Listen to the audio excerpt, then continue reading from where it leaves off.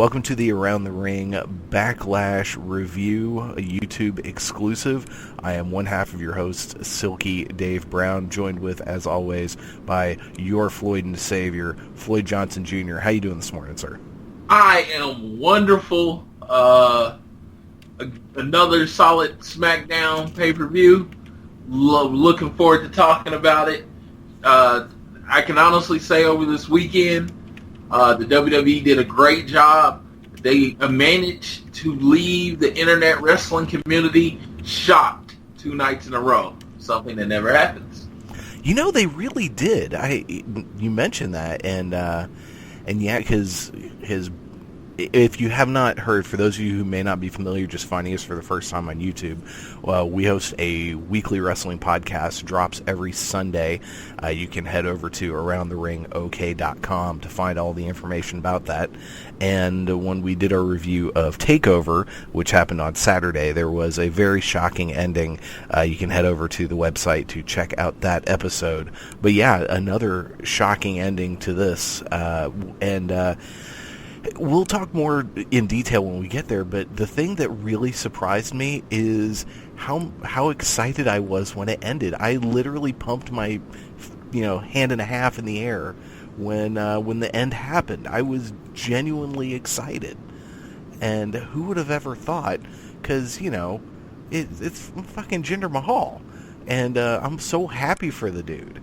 It's just let me point out to you that you love the underdog, and there was no bigger underdog. There wasn't, yes, and yeah. So yeah, that was so overall. What'd you think of the show? I gave it a solid B. I wouldn't have gave it a B plus. It was a solid B. Yeah, I agree. I think it was funny. By the time after the U.S. title match, the crowd seemed to really calm down. They had some moments where they, there were some good reactions for Jinder. Jinder actually got some good crowd response. But overall, it's like every time Randy Orton went for a pin, and again, we'll talk about this later, there was just nothing. And then the end, and it was shocked, and I'm going to have to start a hashtag for this. Hashtag Chicago makes the best faces, because between TakeOver and Backlash, man, Chicago, you guys were on point with your shocked faces. I loved it. I got a couple screenshots. There was just this one kid who was so not impressed. It was awesome. So yeah, hashtag Chicago makes the best faces. Hats off to you guys. So did you watch the pre-show? I did watch the pre-show. I was live tweeting all through the show. I put my predictions up. Yeah, I did watch the pre-show. Okay. It is, to me, other than the match, it's an exercise in futility, because you get the exact same pre-match. I forget what those are called. Those vignettes. Vignettes. You get the pre-show vignettes. The same ones that you get during the show. So to watch the pre-show is just to say you're going to watch it twice. And honestly, the panel never actually brings anything interesting to it. No. Last night they had Peter Rosenberg. He's the voice of the fans. Sam Roberts they usually kind of rotate between him and Sam Roberts. And I'm like, I know you're in the WWE and they're this big production, but he doesn't say anything that an actual fan would say. Well, yeah, because also he's on the WWE payroll. So. Oh yeah, absolutely. I'm not blaming him. I'm just saying when he is the very neutered voice of the fan. Yeah. I watched the pre-show match once I finally got around after making dinner and I was starting to watch. I got on the show and I fast forwarded to the match. I watched the match and then I just went on to the beginning of the actual pay-per-view. So the match itself was Aiden English taking on Ty Dillinger. My first thought is Aiden English really needs some entrance music. Him walking out and singing, I know Vince loves it for whatever crazy reason, but it's not good. Aiden English needs a repackaging so bad it hurts. Ty Dillinger was ridiculously over. And I thought overall it was a pretty good match. Ty got the win, which we both predicted would happen. And it was, it was... Yeah. I like I said, Aiden English needs some vignettes. And he also, he needs some squash matches, to get him over. Because he was on a jobber tag team. Now he's a jobber singles guy. If you really are going to go into this whole Drama King thing, I'd have him beat some people in squash matches, have a finisher, let everybody see what he can do, and pretty much I would have him cry every time he wins, too. Yeah. Have him almost have an emotional breakdown, because that's often been done with the women wrestlers, is they freak out and have hissy fits. Let's have a guy who does it. Let's break some of those stereotypes, and let's just have him have emotional breakdowns constantly. I think that would actually be kind of entertaining. So yeah, that's. I don't really have anything else to say about that. Do you? No. Yeah. Match ended with the tiebreaker. 10 was over as it is. I even said the chant's over more than he's over, even though he's a solid worker. It's funny because I kind of see him and Sami Zayn as the same person, and having them on the same show is kind of weird. In a way, but the whole 10 thing started out as, a heel gimmick. And then he was just, he was so ridiculous with his mannerisms, and that's what got him over. And the difference between them, though, is Ty Dillinger doesn't look like an underdog. Ty Dillinger looks like an underwear model. He does. So whereas Sami Zayn, not that he's a bad-looking guy, but he looks like an underdog. He looks like a regular dude. He does, exactly. So yeah. Well, then the pay-per-view opened proper. Speaking of another underwear model, Dolph Ziggler taking on Shinsuke Nakamura in Nakamura's in-ring WWE main roster debut.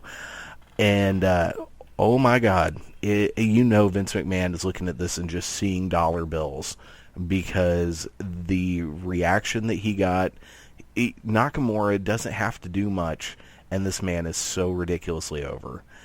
I thought overall this was a good match. It was nowhere near as good as the match he had with Sami Zayn at TakeOver, but it was still good. It should have been a main event of a SmackDown. It should have. I mean, really.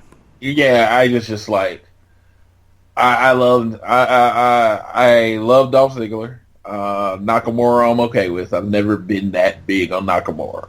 I understand his potential to make money and his physical style and everything, but I've never been big on him. And it was just like, to open a match, which they gave Dolph Ziggler some offense, but it was a glorified squash because you knew who was going to win. And like I said, predictable is not always bad, but to the start of the show, to get your viewing audience into the show, I don't think it did what you wanted it to do. But the crowd was really into him. But I think, that's Nakamura in that vacuum. Everybody that was at NXT the night before was probably at Backlash. And he's an NXT guy, so he's going to get that reaction a lot. Don't get me wrong. He's going to get that reaction a lot.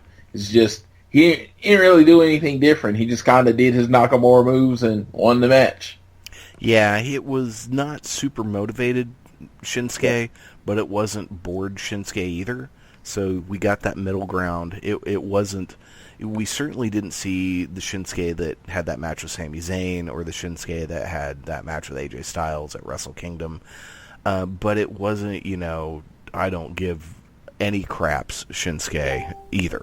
So yeah, and I don't feel like Dolph really sold him all that well.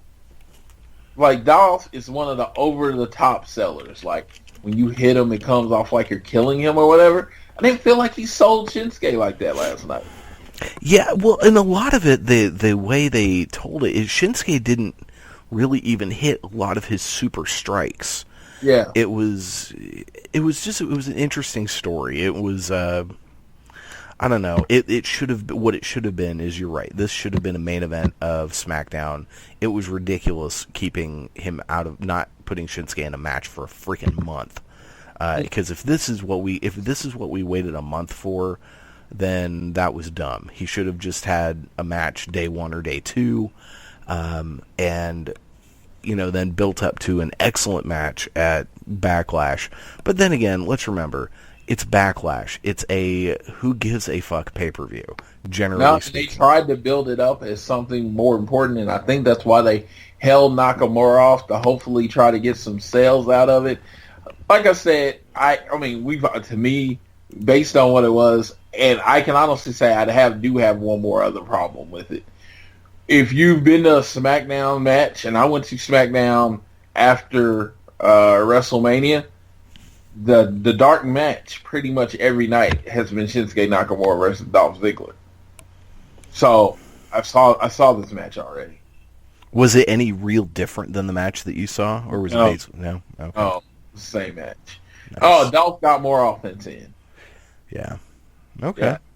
So basically the same match. So I was like, okay, and that might be the gift and curse of going to live events, but I just felt like they could have did something different. But you can always say that. Yeah.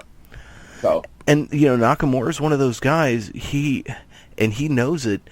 He can get over without doing much, and he can make money. He can be a draw just by his charisma alone, and which on the one hand makes for some not great or compelling matches, but on the other hand is going to give him a much longer career because he's not killing himself every single match. He can just walk out there, make his faces, shake his hands, and do his few things, and people, go goo goo gaga for him. And I don't get it, and I will never get it. I don't get the whole thing, but I also wasn't that big of a Michael Jackson or Prince fan either. So I loved Michael Jackson as a kid, man. I had a little glove for my nub that my mom made with sequins. I took breakdancing lessons at the YMCA. It was good shit, man. Man, I need to see some of those breakdancing skills. No, I can still kind of do the thing where is it the wave, the thing where you do with the arms. I can still kind of do that. I can't do any of the other stuff though. Well, I can still moonwalk if I'm in like socks on a slick surface. But I digress. Breakdancing lessons at the Y might be the whitest thing you've ever said. Oh my God, it might be. That might be. Wow. Hey man. Well, don't judge. One last thing I wanted to say about this match is JBL is such a dick. He gets in some nice little jabs at New Japan Pro Wrestling throughout this match, where he was saying things like, talking up Shinsuke as being a former IWGP Heavyweight Champion, the youngest person ever to win the title, and then say, but now you're in the big time, and now you're in the big leagues, and all that stuff. It's like, oh, F you, man. I think, and I honestly don't take it as a shot, because that's how WWE treats everyone else. Period. True. It's not like they're taking a shot at IWGP. TNA, like when Lance Hoyt, he actually was in TNA, WWE as Van Archer or something like that. It was some stupid name, and they said he was in a local indie in Florida, and that was what they call TNA. Well, that's when AJ Styles first came, and in the article they talked about like his feuds, and they said, and he feuded with Samoa Joe and Kurt Angle in Florida. I loved that. That cracked me up because TNA is Florida, which to be fair, it's not like TNA has had recorded a whole lot of shows anywhere other than the Impact Zone in Orlando in the last. They were solid. I mean, when they took the shot at Archer, they were a solid number 2. They were great. That was back when they had their hot moments and they were drawing pretty good. It was just, they don't consider anyone competition. They don't have competition. They have no reason to acknowledge you because you're not competition. Which makes you wonder if, since they do acknowledge the stuff in Japan, do they do that because it's in Japan and they don't consider it like local competition?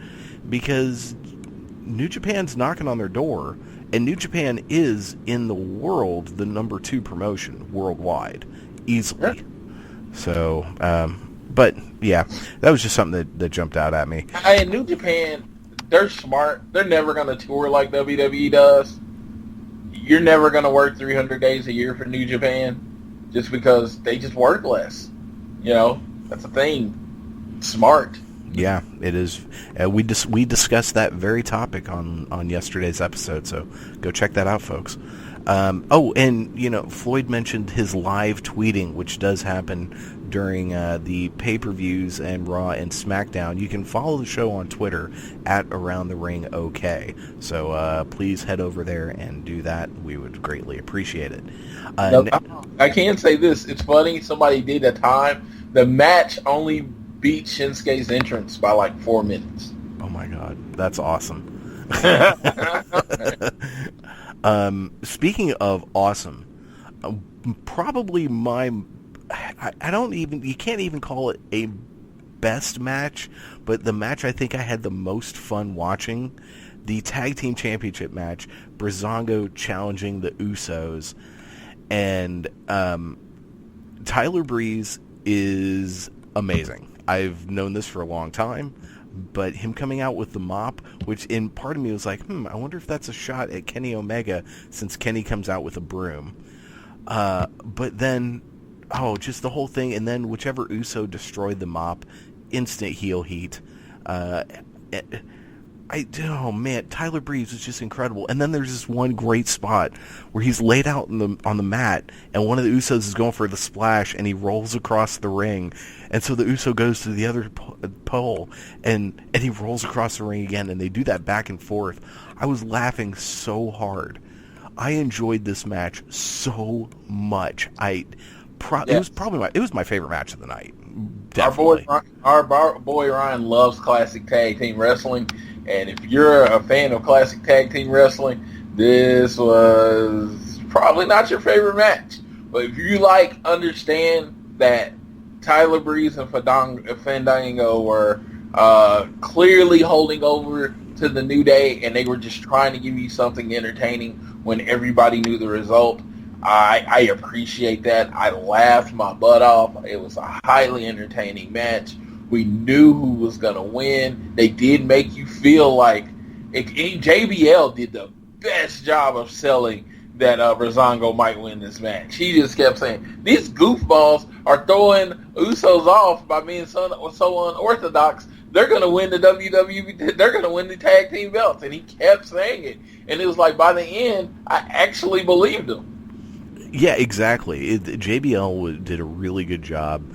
And the whole time, every time Breeze would come up in a new outfit, and JBL, playing stupid like, where'd Grandma come from? And then the "Let's Go Grandma" chants. Yes, he's like, is this a mixed tag match now? Oh, that was so good. He played along. He didn't bury it. Oh, and we had a Byron sticking up for himself point in this match, where JBL saw, he's like, because I watched the match, and he yelled back at JBL, and I was like, God, come on, Byron Saxton.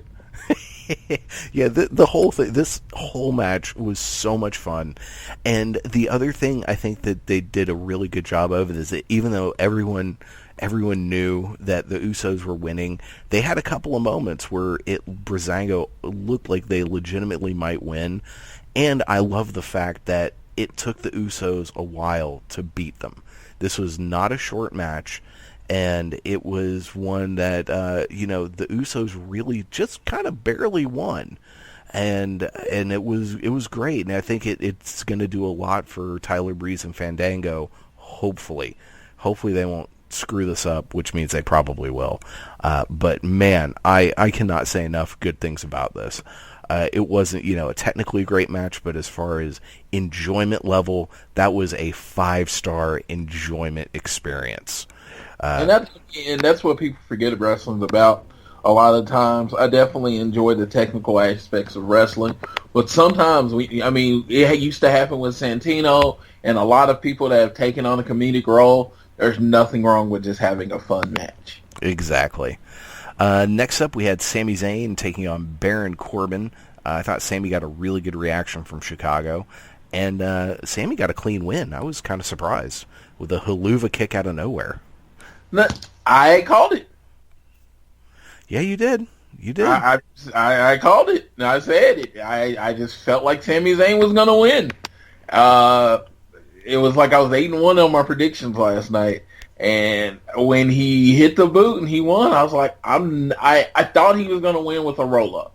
The fact that they gave him a clean 1-2-3 over Baron, I was a little shocked. I thought it was going to be like Baron makes a mistake, Sami Zayn rolls him up, gets the 3, and bounces. No, they gave him a knockout 1-2-3. Sami Zayn has DB potential, as in Daniel Bryan potential. I mean, people love this dude. Like I said, never been the biggest fan of him. They love him so much that if they really wanted to push him to the championship, it would work. Yeah, it would. It really would. And as much as it sucked Daniel Bryan having to retire, that was probably one of the best things for Sami Zayn's career. Because as long as Daniel Bryan was still around, Sami Zayn was never going to get that big push. But now Sami Zayn can easily take that spot and run with it. But yeah, I was very happy. Yeah, and he was on Talking Smack after, since I'm going to talk about this specific thing. He was on Talking Smack after, and at the end and during the pre-show, she asked him, do you think you have a chance to win? He's like, I don't think that's a fair question. He's like, I don't think, would you ask John Cena? Would you ask Kevin Owens? Do they think they have a chance? He's like, I think I can beat anybody on any given night. And he's like, this whole underdog from the underground has people thinking that every match that I'm in, there's like a 1 in a million shot for me winning. And he's like, I have as good a shot at winning every night as anyone else. And I thought that was a great way to look at it. It actually added to Sami Zayn's character for me. I didn't dislike him as much, because to me, as a wrestler that wrestles every day, I wouldn't want to be considered the underdog. Yeah, that's a good point. I did not watch Talking Smack, mostly because just like 5 minutes before we started recording, I finished watching the main event, so haven't had time. But yeah, I'll have to go back and check that out. And then there was something kind of cool I liked. They had a backstage thing where Jinder Mahal pulls in a limo, and he gets an interview, and he looks straight in the camera.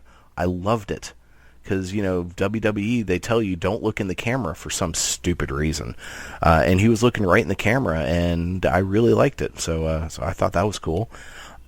Next up, we had the 6-woman tag team match: Carmella, Tamina, and Naomi taking on Becky Lynch, Charlotte Flair, and Naomi. Becky's hair was it was. James Ellsworth was duet. She looked like a rooster. She did. It was not one of her better looks. No, but yeah. I thought this being a 6-man match, I know they're trying to drive home the idea of the Welcome Community. Great. Again, felt like this match could have been the main event of a SmackDown. As you're doing the Women's Revolution type thing right now, I don't think there should be a SmackDown pay-per-view where the women's title is not being defended. Agreed. I'm not a fan of the idea of a pay-per-view. I'm of the belief that unless there is a specific reason for a title not to be defended on a pay-per-view, titles should be defended every pay-per-view. I mean, This should have been a match on SmackDown, or if they wanted to do something with the Welcoming Committee, great. They could have had a tag team match and one of them had a shot at the title, something. I really, really hate 6-man matches. To me, I've always hated them. There are a few exceptions, and some people have been able to put on great matches. Like when the Shield was in a 6-man match, it almost always made sense. Especially when they did the bout with Evolution, that was one of the best 6-man matches I've ever seen in my life, if not. But 6-man matches, generally, it's supposed to get everyone over, but most of the time, Most of the time, it doesn't get anyone over.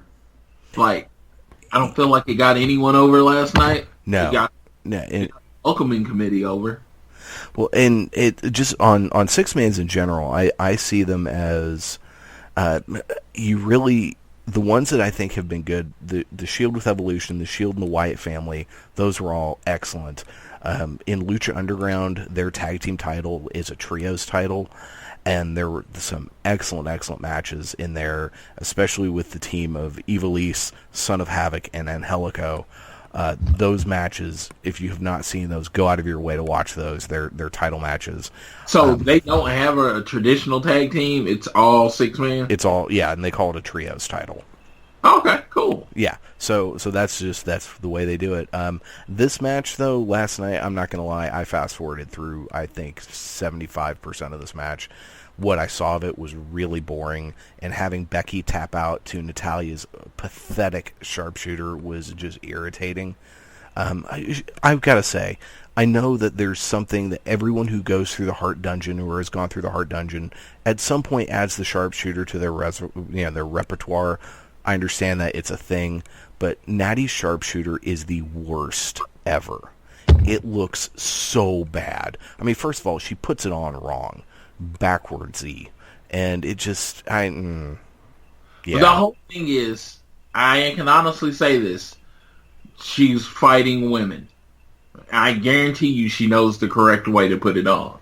But she has to put it on in a way where the person has a fighting chance of kicking out, and where it's kind of loose, where it's actually not hurting them. I'm thinking she could probably put it on stiffer on somebody like Becky Lynch, but she probably doesn't want to put it on two different ways for each match. Okay, it is also, though, it's kind of sad that it's like, well, because I'm putting it on a woman, I have to do it differently. No, these women are just as tough athletes, at least the modern ones are. I mean, yeah, when she was fighting the Bellas, sure, absolutely. Yeah, when Talia started, I'm guaranteeing you, if you go back to Brett Sharpshooter, he's the only one that does it that way. It's hard to reverse. You can't really get out of it. It was a move that once he put it on you, you were tapping out. So we don't really have submission moves like that anymore. Which we will discuss next week with our favorite top 5 finishing moves. Well, that's something we do here on Around the Ring. Just about every week we have a top 5 list that we do. And then this last week we did top 5 super kicks. That was fun. And next week we're going to do top 5 submission moves. So make sure to come back for the show and check that out. So yeah, that was, who knows where this is going to go. I guess Carmella gets a shot at Naomi. But who cares? Yeah, I was going to say, it really doesn't matter.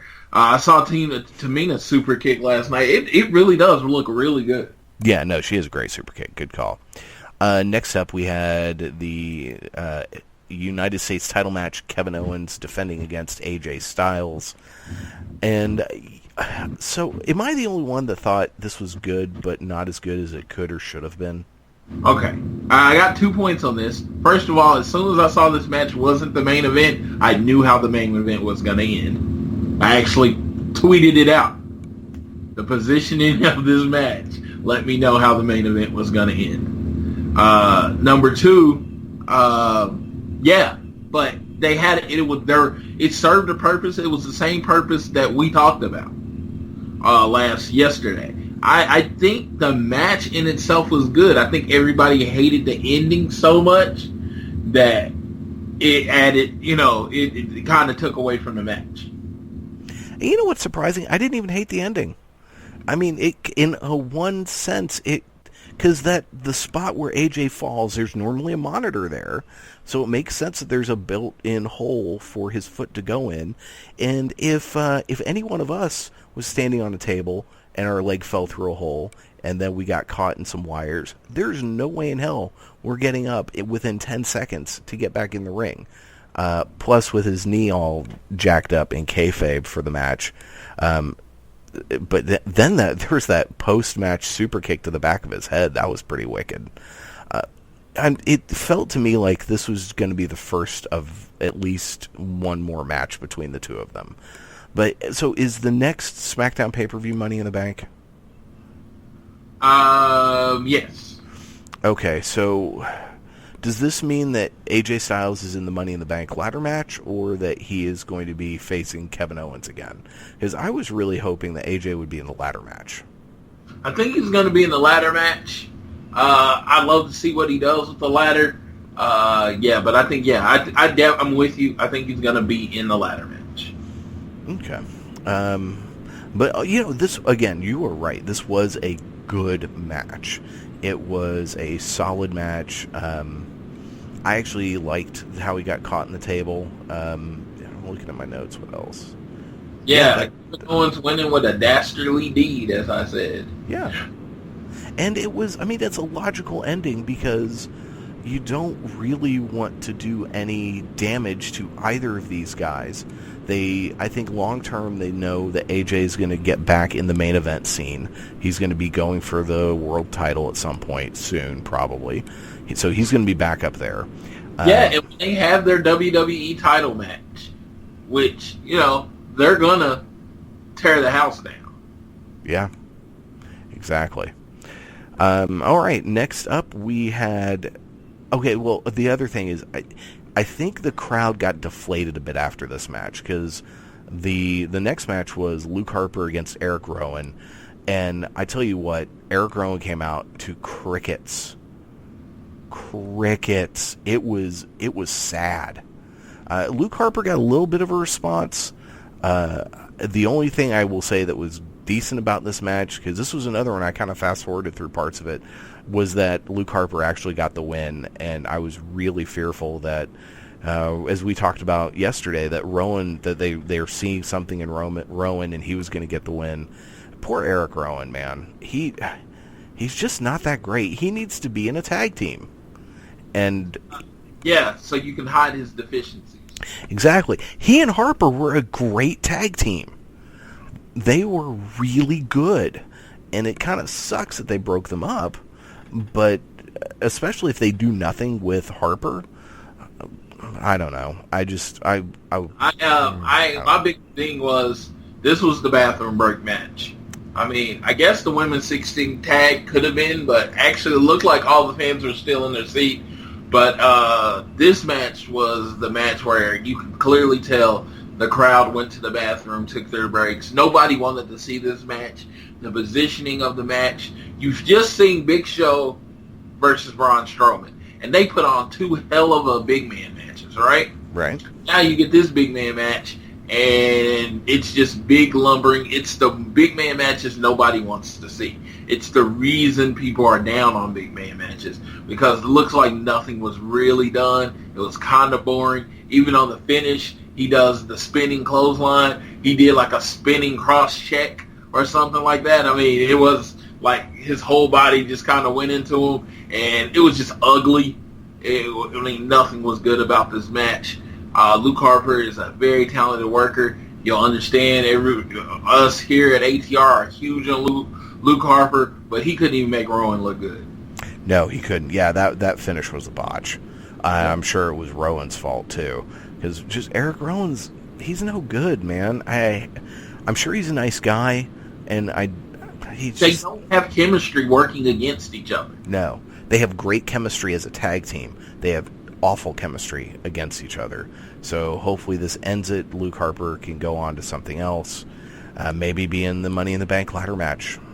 He's great in ladder matches. That ladder match he and Ziggler had, was that at Mania? Or was that at, I forget what event. But that was SmackDown, I believe. Well, no, they had one on a pay-per-view toward the end of TLC, I think. It was at TLC. Okay. And my God, it was good. It was, and those two guys have great chemistry together. Well, then we got the main event. Jinder Mahal challenging Randy Orton for the WWE Championship. A couple things. One, Randy Orton was actually motivated. We had motivated Randy in this match. The attack at the beginning before the bell even rang, I loved. And the one thing that cracked me up is he's getting ready to do something to Jinder on the table, and he gingerly moves JBL's hat to the other table. I loved that. And then there was a moment later on where he picked up JBL's hat and handed it to him. I just thought those were great. And this was really entertaining. And the crowd was actually into Jinder. They were dueling "Let's go Jinder, Jinder sucks" chants. Yeah, I was going to say I put this as one of the tweets on the live tweet. The only person that ever saw this coming was Jinder Mahal. Yeah, he was. He is a very confident man. If you've been listening to Around the Ring, I have been preaching the gospel of Jinder Mahal for about 6 months and how he was an underused talent. And I can honestly say, I didn't even see the end of this coming. I did not see it coming. Yes, I can attest. Floyd loves him some Jinder. And this was a lot of fun. Something else I thought was really interesting, I mentioned it at the beginning of the show. Every time Randy Orton went for a pin, the crowd did not count along with the counts. It was almost like they were like, "Oh God, Randy's going to win. Boring." But then the finish of that match, man, when he went after the Singh brothers, and I loved when he threw one onto a table, and then he threw the other one, and I'm sorry, I don't know their names. And the second dude landed on the back of his head. I mean, it was brutal. Did you see his face? I did. I took a screenshot. I had to. His face, he was like, ooh. The one disappointment I have with Chicago is I wish there had been some dives chants for Randy. That would have been kind of cool. Also, I thought of this morning after the match. He should have had a custom shirt made that said ... headlock. Yes. And worn that out there. That would have been incredible. But no, and he didn't do any dives. There was a moment when I thought he might, but no. No dives in the match. It should have been a dive in the match. Yeah, because there was that one moment when all three of them were out on the outside, and it was right before he ended up destroying the Singh brothers. And I loved how the ending of the match was fantastic. So a lot of the story, Jinder was working on Randy's shoulder, which is traditionally the shoulder he's had issues with. And so it comes down, he has the Singh brothers for the DDT draped from the ropes, hits that. Jinder comes in the ring behind him, hits his terrible finishing move. That Cobra Clutch slam sucks. That's got to go. And gets the pin. Yeah. And that's when #Chicago makes the best faces. Because that crowd, they were so loud, and this look of just shock throughout that entire building was incredible. And so the look when someone takes both of their hands and put it back on the back of their neck, and it's called the Surrender Cobra. A lot of Surrender Cobras on last night. Yes. No saw that coming. And there was, I don't know if you noticed, but Brock Shirt Guy was there. The guy who's often at pay-per-views, who wears one of those old school shirts that like Brock Lesnar used to wear when he was in the UFC, the real gaudy with fucking weird designs that looks like, someone who would wear one of those pairs of jeans with like bling all over the back pockets, kind of stupid shit. That guy was there. He shows up in pay-per-views all the time, front row, and he looked shocked. There was this one kid who I took a screenshot, but I didn't get a really good one. He just was not impressed. He was like in the front row, and he looked disgusted. He had like an orange T-shirt on. It was great. And then Jinder went out into the crowd, stood on a bunch of the whatever sound equipment crap that they have, and stood on the announce tables. And the show ended early. The show ended 10 minutes early, which was I'm not complaining about. SmackDown does that often. Really, they just try to give you the best show possible. On the WWE Network exclusive ones, like Backlash wasn't an actual pay-per-view you could buy, from what I understand, because they kept saying this is a network exclusive one. But on the network exclusive ones, they're not tied to the cable companies to last a certain amount of time. And I believe even when they are with a cable company, it just has to go 2 hours and 45 minutes. Oh, okay. So, let it end naturally. Let me just say this. Jinder Mahal. What I'm going to talk about is mostly what I saw on the internet after. First of all, I saw the accusations of steroids. Of course, he has like some back knee and whatever is up with that. My whole thing is when your favorite actor, Hugh Jackman, let me just use this, Hugh Jackman. I'm not saying 100% fact Hugh Jackman uses steroids. I'm not saying that.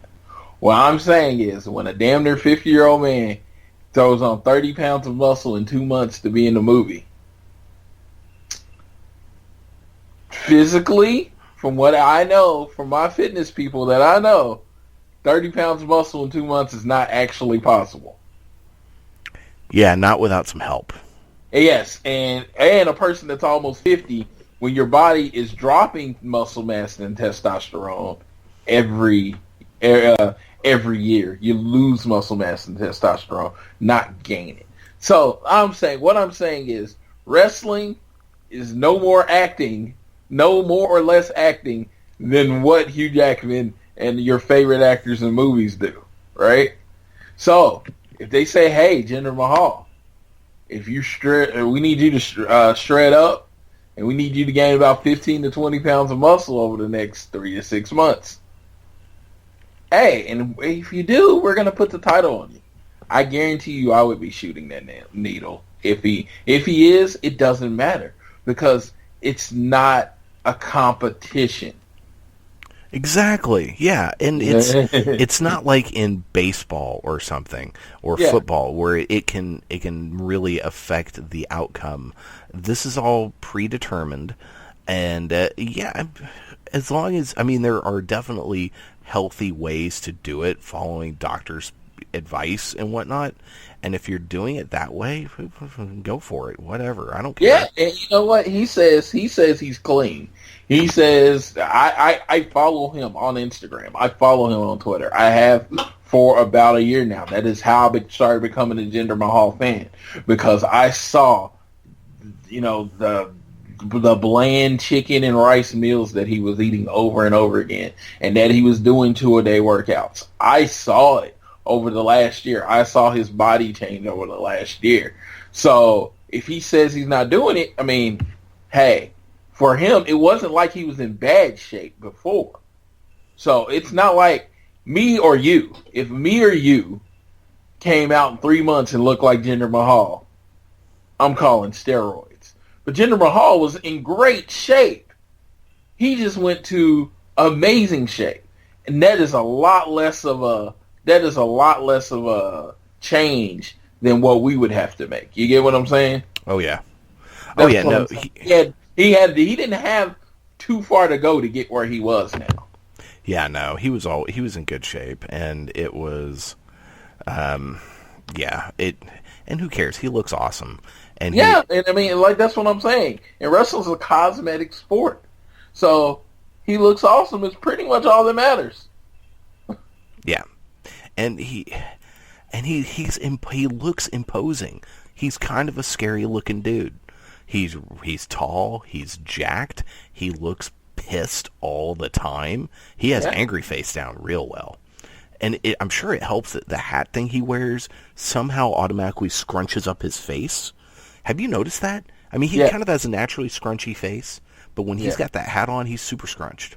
It makes his nose look broken almost. It does, and man, he looks pissed. But that was, I tell you what, had this show ended with just Randy Orton winning, it would have probably been a B- to a C show. It wasn't terrible, but it wasn't fantastic. The standout was easily the tag team match. But this ending was so good, and I enjoyed it so much. And so many, just as we're talking, I was scrolling through Facebook, and I saw some comment that basically that WWE's, if they hadn't already jumped the shark they have now, because they did this all to further their business in India. And that there's probably some validity to that. There's worse things that happen. Honestly, it's not the first time it's happened. JBL was a tag team match guy and a jobber, and then they changed his character to basically J.R. Ewing from Dallas, and then they gave him the title. And you will see when they were doing the match who the person that was really going with the most fever as far as Mahal was JBL, because he is JBL. For all intents and purposes, he's an Indian JBL. And I don't call this jumping the shark, because it'd be different if he just straight out beat Randy Orton, clean in the middle of the ring, that kind of thing. But there was a lot of help, a lot of distractions. He had literally just DDT'd both of them, got up and got hit with a finisher. It wasn't like it was this Jinder Mahal has gotten grown all of a sudden. Jinder Mahal just got help. I mean, he's a heel. That's what he's supposed to do. Exactly. And it's not like, he can actually wrestle. It's not like the Great Khali, which screamed, hey, we just want the country of India to like us. Because the Great Khali was awful. Awful. Yes, he's Sasquatch. Literally. It was still awful. But this was fine. I enjoyed it. And it was, you know what? It was something different. It was something no one saw, and the thing that has always made SmackDown better than Raw is people get a chance that never would have, and it's just fun, and I enjoyed it. Yeah, I mean, shout out to the Maharaja, Jinder Mahal. A lot of years in the business. He's putting in a lot of work. The fact that him and Drew McIntyre, They kind of got fired at the same time. They kind of got fired at the same time. They got brought back Jinder Mahal a lot earlier than Drew McIntyre. I think McIntyre was just waiting on his TNA contract to be over. And they're both brought back, and they're both succeeding. I truly believe McIntyre is going to be the one to take the belt from Bobby Roode.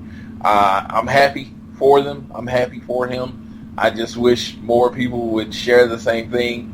I mean, I guess it's a TV show. It's not like your favorite character died. You know what I'm saying? And it's never coming back. It's more like someone that you didn't like very much, Randy Orton, lost the belt to someone that you may have liked a little less.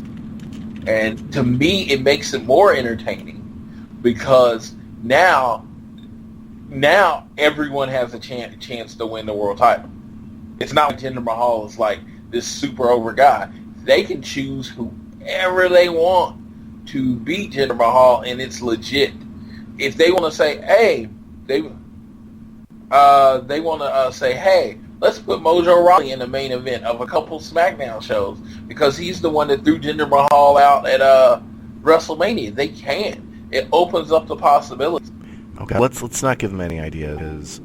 I'm totally great with Jinder Mahal being in the main event. Mojo Rawley is another story altogether. Well, it's funny. He wins the Andre the Giant. He wins the Andre the Giant Battle Royal, and then is not even on the next pay-per-view.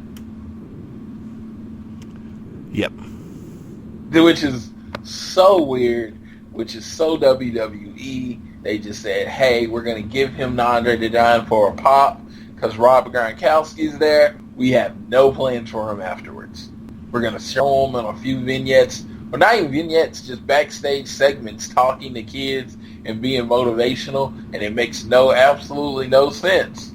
And yeah, WWE is like, they make so many wrong turns, bad decisions, and I'm against them. I'm not really against this one. I agree. I'm with you there. I think this is fun, this is different, and it makes the show completely unpredictable, because now anyone has a legitimate shot, and I think that is a good thing.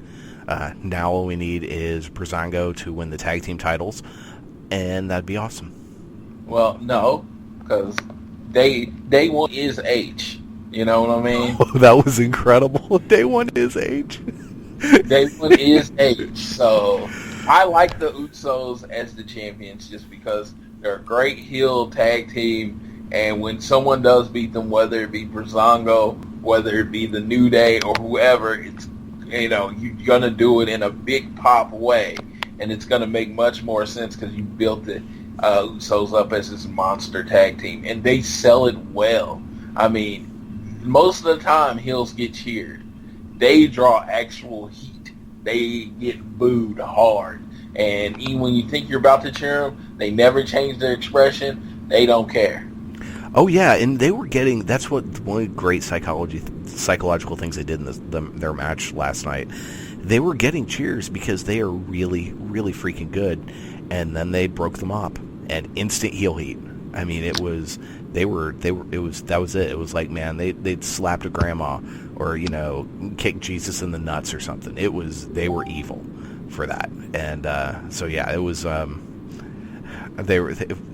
That's my dilemma. Is I'm loving the Usos as tag team champions. I would love to see Breezango get something, or at least this turn Breezango into to give them an actual fair shot at being something, and not just comedy characters. Granted, they're excellent at that, but not better. They being comedy characters that win instead of just comedy jobbers. Yeah, and yeah, that's true. I mean, they're a really good tag team. They're truly great workers, and I hope they get their fair shot. I think last night is where we're going to see them go, because if you saw the Southpaw wrestling information, they're both really good at this.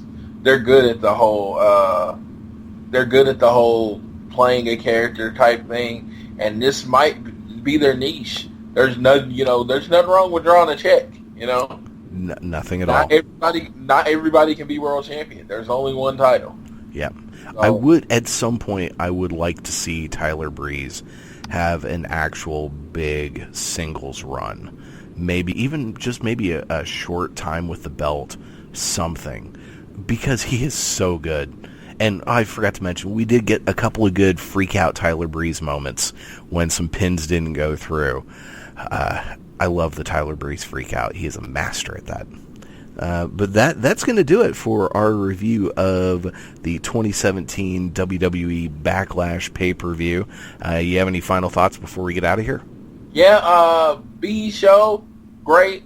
I know Chicago deserves a big-time pay-per-view, so this was their first attempt at making a B show bigger than it is with the takeover and I think they did a really good job. I think it was needed, and I think it's going to sell tickets to more shows in the future, and I can't wait to see what they do on Tuesday. Agreed. So don't forget to check out our show every week. You can find Around the Ring, iTunes, Stitcher, TuneIn, Spreaker. We're all over the website, aroundtheringok.com. Follow us on Twitter and Facebook. Twitter is where Floyd does the live tweeting during the events, at Around the Ring OK. And please click the subscribe button here on our YouTube channel, youtube.com/Around the Ring OK. Click subscribe. Click the like button on this video, too. That'd help us out a lot. And that's going to do it for this week. We will be back next Sunday for a regular episode of the show, and back for the next pay-per-view, which is Extreme Rules. So we will see you then, and that's all. Take care, guys.